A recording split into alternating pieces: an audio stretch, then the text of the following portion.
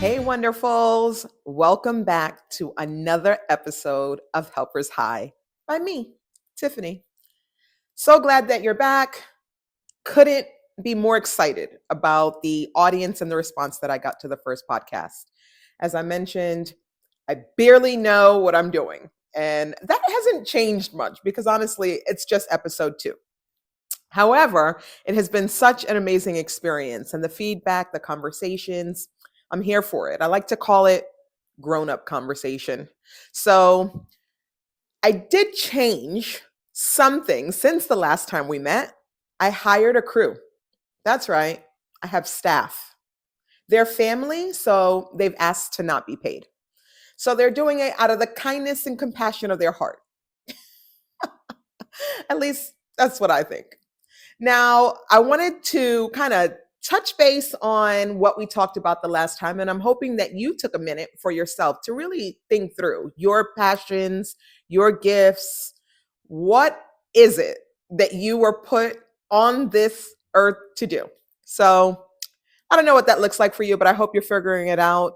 I know I have a lot more learnings to do as we expect to learn something new every day.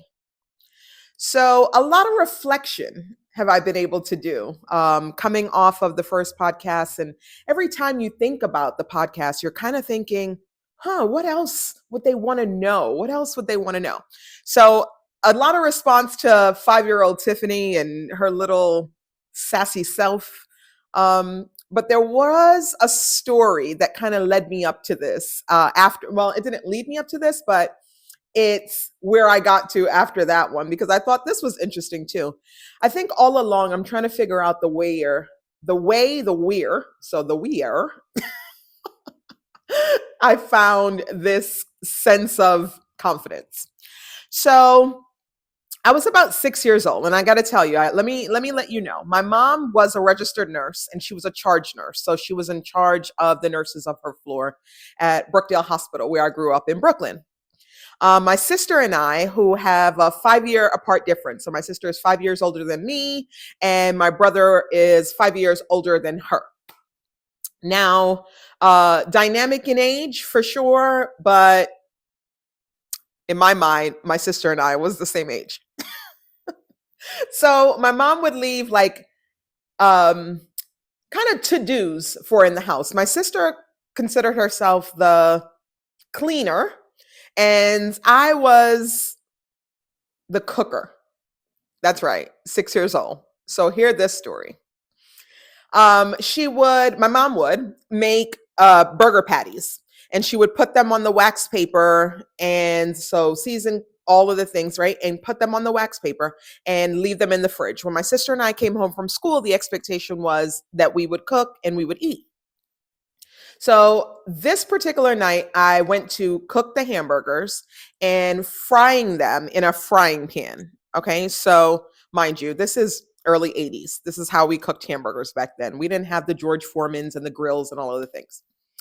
So I went to put the hamburger in, and the oil splashed up in my face. And I felt it. I was like, oh my gosh. But didn't stop me. Cooked the hamburgers, went on. The next morning when I woke up, I had spots on my face. And I went to school as normal, and I'm in the line. We used to line up in the cafeteria back then, and the teacher would then come and get her class and take them to the room.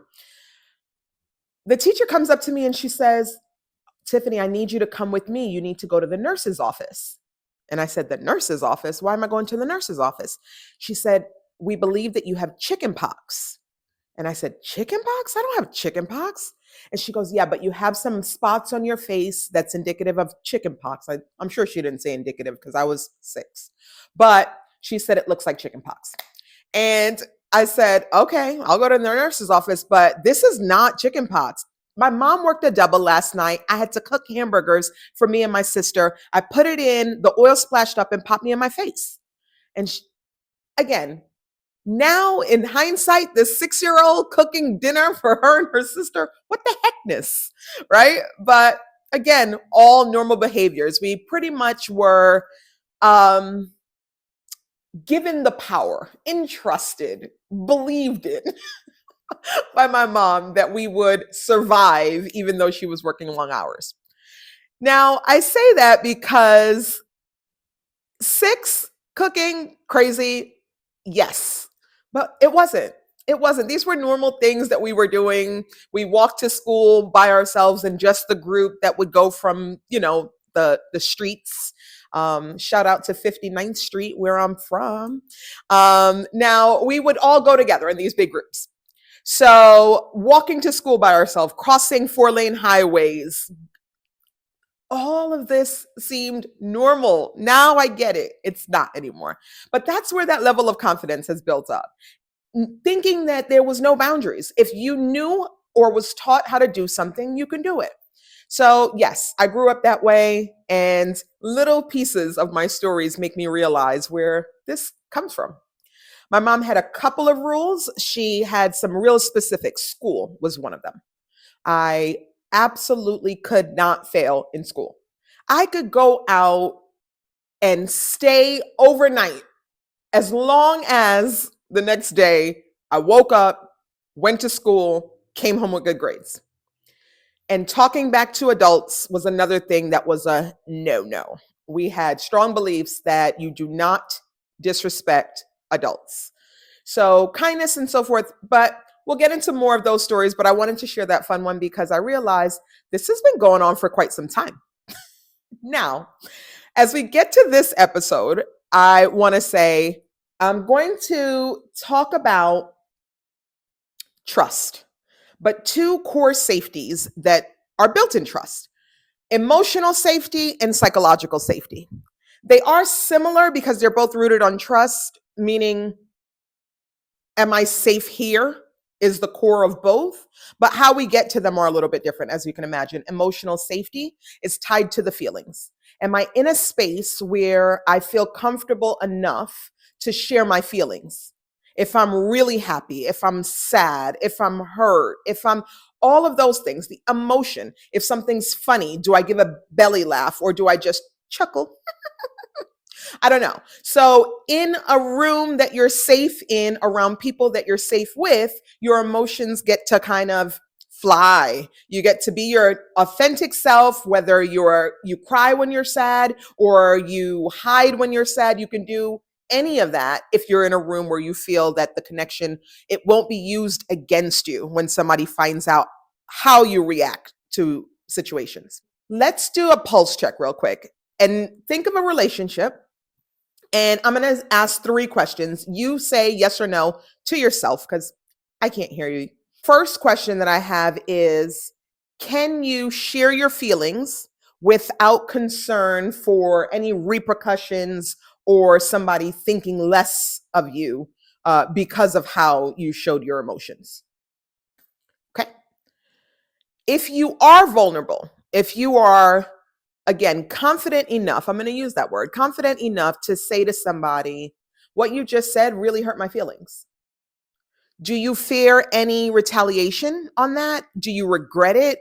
Are you like, darn it, I shouldn't have said that. I shouldn't, because now she's going to think I'm weak, or she's going to think that I love that because I laughed. So she's going to think I love it. And when you disagree with, Chinese or pizza tonight, and you disagree with what the consensus is, do you still feel respected? Like, oh, they valued my opinion, or not, because of the way it's explained, but you get it. Okay. So if you said yes to all of those questions, then you're in a healthy, strong, emotional, safe relationship. If you said no to all of them, you probably have to start working on this relationship. But if you had some yeses and some nos, then you can see some opportunity there as you move forward in your relationship. Be conscious of it, of what you can do differently. Now, I remember this one time, and I'll take you back, not as far back as I just did when I was 6, but it was about 8-10 years ago. And my girlfriend and I are walking into the office together. And if you know me, you know that my energy is, especially in the morning, but right now it's probably, what time is it, babe? 11 p.m. And this is still who I am at 11 p.m. But we're coming into the office. It's about 8 o'clock in the morning. And I'm like, hey. So I'm usually saying something like, hey, sweetie. Hey, wonderful. Hey, beautiful. How's it going? And I greeted my girlfriend this way. And she looked at me and she said, no Tiffani before 10 a.m. What? What does that even mean? Like, today, are you okay? What's happening? What's going on? And she goes, no, I'm realizing I just can't do that level of energy this early. And I said, got it. See you at 10:01. Now, what she was saying was she needed to set a boundary. It no longer made her feel good. She couldn't start her day this way. That wasn't her normal routine.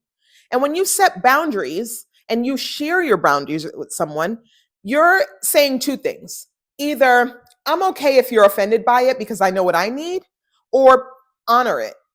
Either way, what you're saying is the relationship means enough to me that I would like to tell you so that you can stop. And at 10:01, we can do all of this. We just can't do it now. You have to be willing to accept when somebody is able to make and tell you about a boundary that will keep your relationship strong going forward.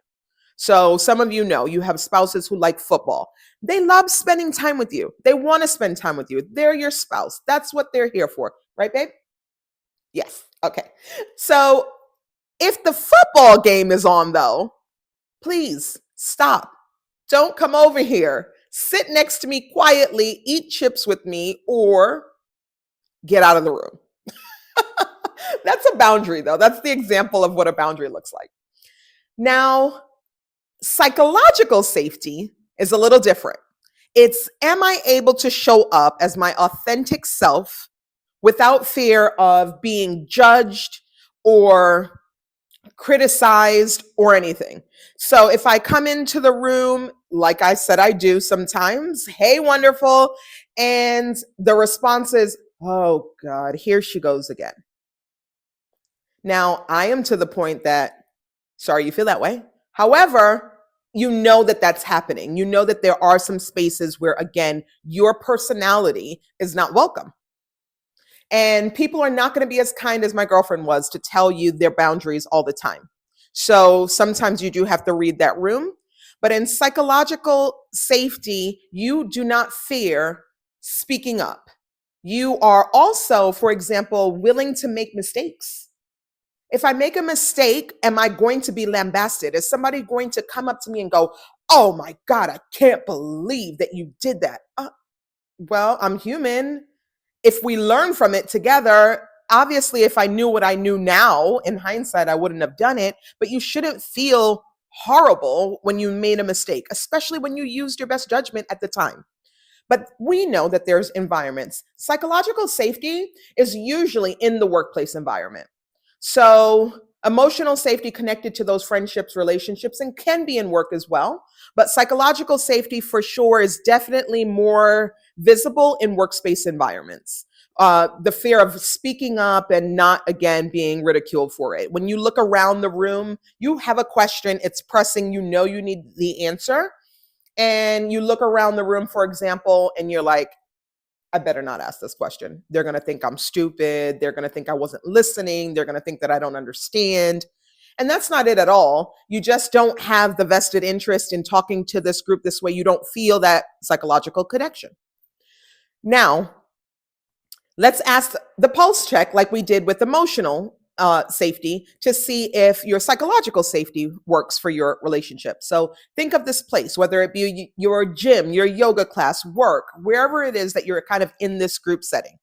And can you admit mistakes were made and feel okay? You know, you go to the gym and the way that you're using the machine, somebody comes over to you and corrects you, tells you how to use it, for example. Are you embarrassed that you didn't know? That's an example. Are you safe to say, I didn't know? There's workspaces or, you go to a seminar or you're kind of, again, vulnerable with the I didn't know information. And people are like, what do you mean you didn't know? I can't believe you didn't know that. So immediately you're like, oh, I better not say that word again. Because again, the reaction says that I might be stupid. Nobody wants to feel that way. And the other one is, if you have a question, are you, again, like I explained, when you look at that room, if you have a question, would you ask it? So 3 questions, yes or no. And again, if you answered all yes, then you're in a psychologically safe environment with that relationship. If you had no's, and I mean no's, like all 3 of them, then again, some serious check needs to be done. And if you had 1 or 2, opportunity exists, and continue to ride home on that. Now, the reason why psychological and emotional safety is so important is because it is the root of all relationships. It is the good, the bad, the ugly. It is you yourself able to be free with that. I know sometimes what happens is we kind of cross lines, we cross boundaries because it's a place that we love, whether it be our yoga studio or our workplace. We start wanting to feel that people around us have the same level of interest in our relationship, that they want to also talk about our personal lives and our friendships. And then you start to realize that this may not be the room that I'm going to tell you everything about my child who just graduated, or the sickness that took me out on Saturday night. We're going to stick to work. I don't feel safe about it, so you're not going to really know anything about me. And if we are in these places really often, again, that becomes an icky feeling, sometimes even toxic. Now, in that, I'm going to say confidence plays a part. So I started with my story when I was 6 because I realized how that builds up. How people make you feel is not a real thing. How you allow yourself to feel after somebody said something is the real thing. So let me say that again. If somebody calls me stupid, they can't make me feel bad. I have to choose to hear what they said and now feel stupid or be upset that they said that. So I remember when my mom said to me one time, she said, "So if she just called you a tall man, you would have been equally as upset?"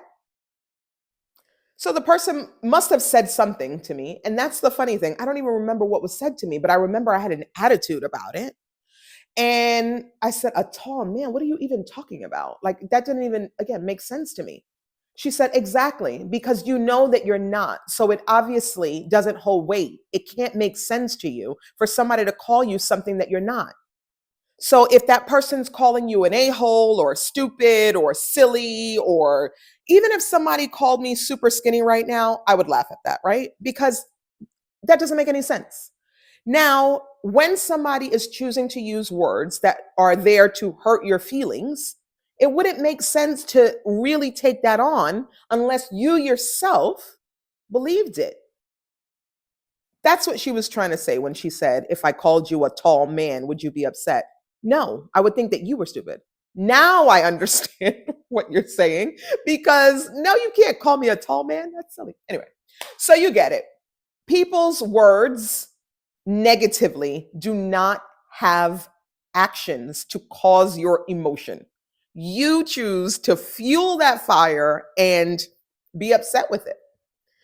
Now, good relationships are important. When you think of, you know, stability, when you think of long-term friendships, I have some amazing long-term friendships. I have, first of all, let me start with my husband. Hey, babe. Let's start with him. 32 plus years. That's right. Oh my God. So amazing for us to be lifelong partners. Now, I was underage. I'm not supposed to share that part. We were in high school together. We were in the same grade. But again, if you do the math on me starting first grade at 5, by the time we catch up to 12, that looks 12th grade. That looks like a big difference. But anyway, we've been together over many years and have seen many things together and experienced many amazing times. But at the end of the day, my life partner is what he is. And there is core trust, understanding. I can be vulnerable. I can be emotionally vulnerable. I can be psychologically vulnerable. I can do pretty much anything except babe, except grass. No, I don't do outside. Okay, let me just tell you what happened to me was. What had happened to me was I don't like I digress. This has nothing to do with this, but this is funny to me. So nature, going outside, like touching grass and planting plants and all of the things. And here in Florida, people have fruit trees. And I think now we have a couple out there. I'm not really sure what's out there, to be honest. But we have some things that are out there that's growing. And my husband is a fan of the grass, the way he mows the lawn, the way he does the curb, the way he weed whacks or whatever he is doing out there. He is dedicated to outside. I am dedicated to inside. Now, I will go to Home Depot though, pick out the flowers, pick out the rocks, and, make it look cute, but then don't expect me to go out there and plant it. Then what happened to justify me no longer needing to do that? I had an allergy test. I don't know if you guys have had an allergy test, but they stick you with a whole bunch of, I'm calling it venom. That's what I'm going to call it now because I realized that they could have killed me. Okay. Yeah, super dramatic. But no, they stick you with all of these trees, different types of grass and all stuff. And you look like a science experiment. And then they wait a couple of like 30 minutes or so and they remove it and you see which one gave you a reaction. My entire arm bubbled up. I am allergic to everything outside. I'm allergic to bahia. I'm allergic to zoysia. I'm allergic to trees. I'm allergic to palms. I'm allergic. You get it. Allergic to it all. Don't send me outside again, babe, unless you're trying to kill me. So I got a pass now. I don't have to go out there and do anything outside in the grass. Anywho, I come back. Now, when I say the reason that you want emotional and psychological safe relationships is because without it, it kills your joy. It sucks your energy. That's what it does. You just walk around pretending to be something that you're not so that you can save face. And that's not safe, especially if it's environments. If it's in your home or if it's in your workplace where you spend a lot of hours a day and you have to pretend to be something that you're not. First of all, it's not sustainable. So then people don't really know who that you are and you're being judged for this alter ego, I like to call it. Now, what happens when you're in a relationship that people want to work on trust? It takes two people. You can't work on trust by yourself. So the other person also has to work on trust, or the other place that you chose in your 3-question has to work on giving you some type of psychological safety. If you're working it on alone, forget it. And people usually say the right things when they are kind of trying to commit to working with you on it. They'll say good, passionate, heartfelt things. Oh my God, I want to change. It's not you, it's me. Work with me, help me out. Tell me, what can I do differently? And then after time, you see nothing has changed. That was a lie. You might give them 1 or 2 more chances, right? Some people have had many chances in your lives. You know who they are. Yep, exactly. That's who I was talking about. And you then start giving up. You don't believe that there is going to be any change, that that person is even wanting to change. You start getting skeptical. You're like, it's a lie. They're not doing anything about it. She's not doing anything about it. He's not doing anything about it. Whoever this relationship was. You start to get guarded. You build up walls because how many times are you going to allow somebody to hurt you? That's crazy. What do I look like to you? This is nuts. I gave you multiple chances. You continue to hurt me by not helping us, right? What else happens? Disconnected. That's this one. So have you ever been in a relationship? Maybe you have caused it or they caused it. And you said, do whatever you want. That's where you are right now. They come up with like, oh, what we're going to do tomorrow is everybody's going to get orange juice in the morning and then you're going to throw it behind you backwards. And you're like, well, that's stupid, but you know what? Whatever. This is not the stupidest thing. Whatever. Do whatever we want. Yep, sure. Here's the orange juice. Throw it behind my back. You start giving in to whatever the demand or question or action is because you are no longer vested at all. In the leadership class that I teach, we call it the zone of indifference. You could care less. You're not happy about it. You're not sad about it. They want orange juice behind your back, throw it behind the back. So, what are some of the things that we can do to fix it? Let's share that. In emotional safety relationships, what you want to do is begin listening to understand, not to fix. I know I'm guilty of fixing something that I hear right away. I mean, I have adult children. So the minute that they come to me, I'm ready to, what can I do? How can I solve that? What do you need? What can I get you? Everybody bring it down. You have to start being able to just listen. Let somebody go through their whole thing. I have a really bad habit, and that is born and raised in Brooklyn, New York, with a strong, again, family vibe of, I told you I'm all the things, or we jump in and finish each other's sentences. I always thought it was a term of endearment. I'm realizing that the people in my life, some don't mind and some really mind. So trying to be mindful of that. But again, meet me in my space. I've never done it to cut you off and show you that what you're saying is stupid. I'm adding on conversation to your conversation. But again, I understand that everybody doesn't want that. So I'm actively working on that, for example. Avoid when someone makes a mistake saying, what'd you do that for? Oh my gosh, I can't believe that you did that.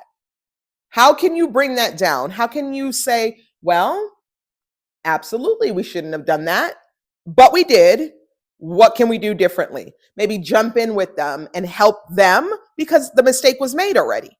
That's where you want to jump in to fix. And if you disagree with someone, say it.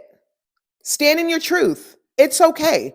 Maybe you don't have to say it in a group setting. You can go behind closed doors, just a one-on-one, and say it to that person because maybe that person's not where you are, willing to take constructive criticism, whether it be in a workplace or at home. That could happen. But that's how you start to build emotional safety.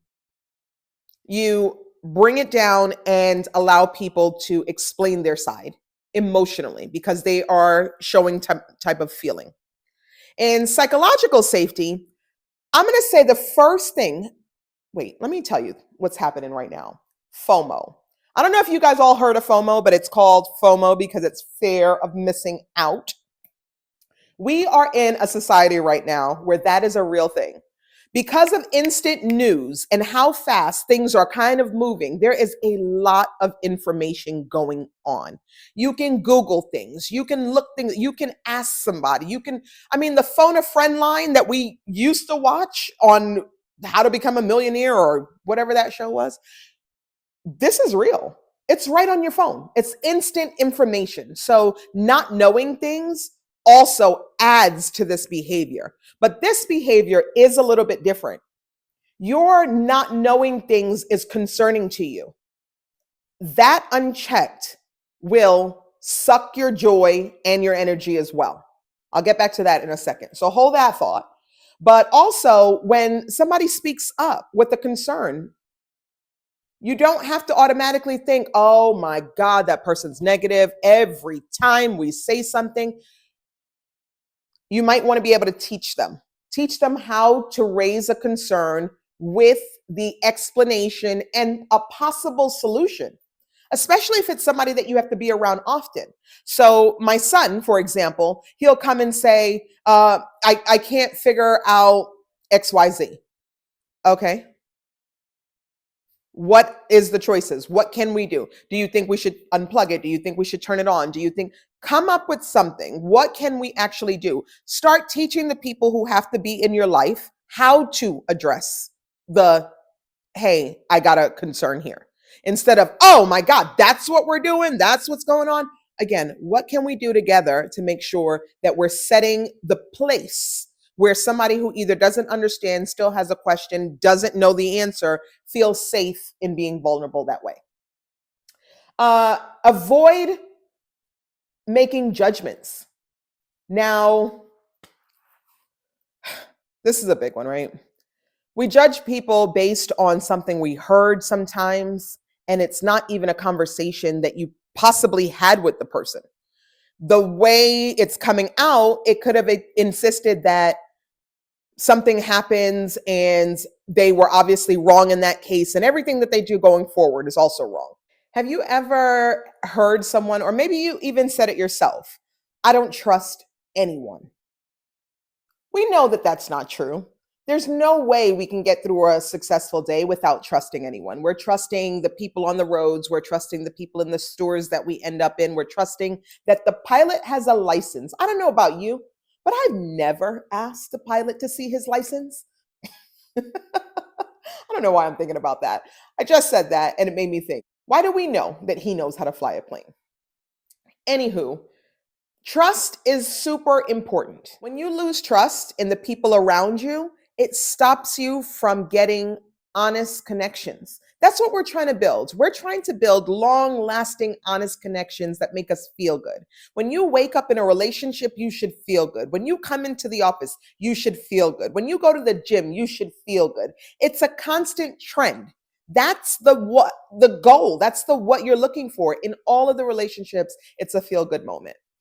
When you are in spaces that are consuming you and not bringing you joy,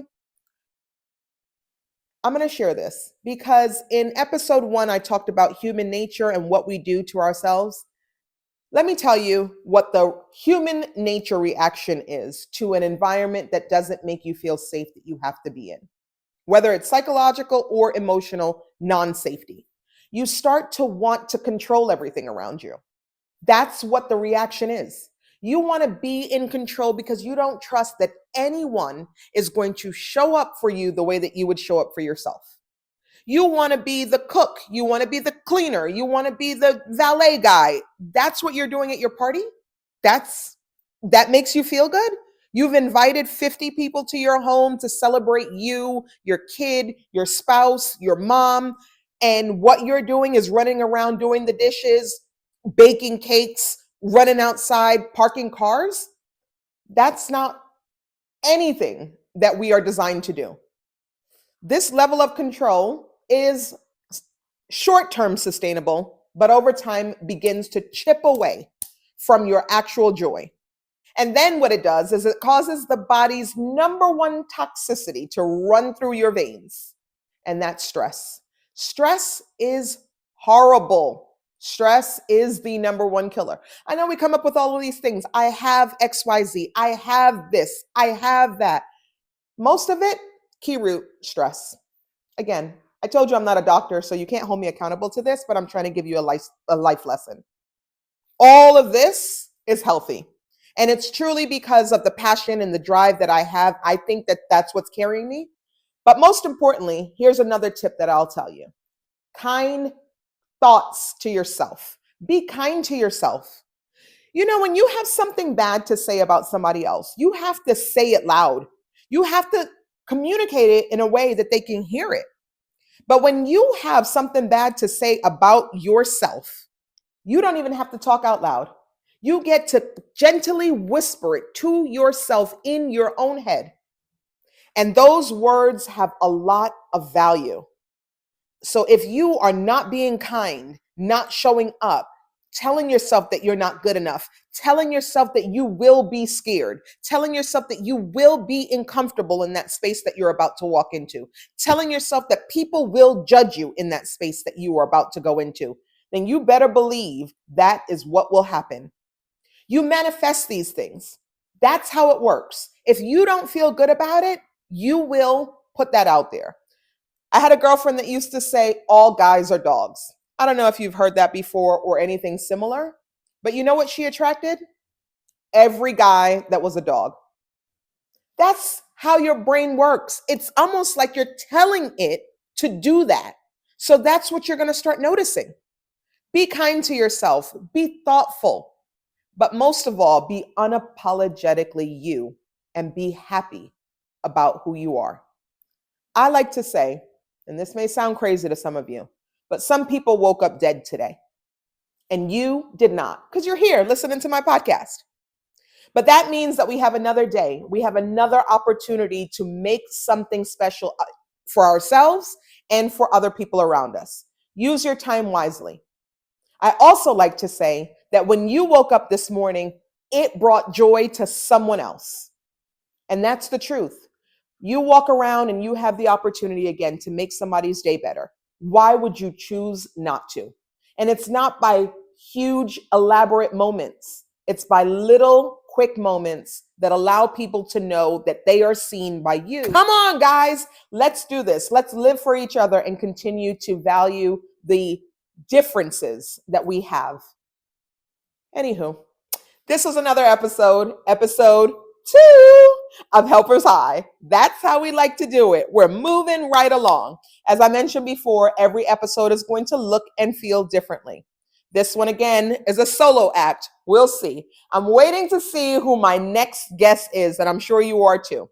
I'm looking forward to the opportunity of sitting somewhere on this brown couch and diving in deep with somebody else. Anyway, if you've liked what you've heard or this message has resonated with you, I urge you to please continue to visit. If you have not subscribed yet, come on, what are we waiting for? Either way, it's been a pleasure. I'm so glad to be here with you in this moment. Together we make magic. See you next time on Helpers High by Tiffani.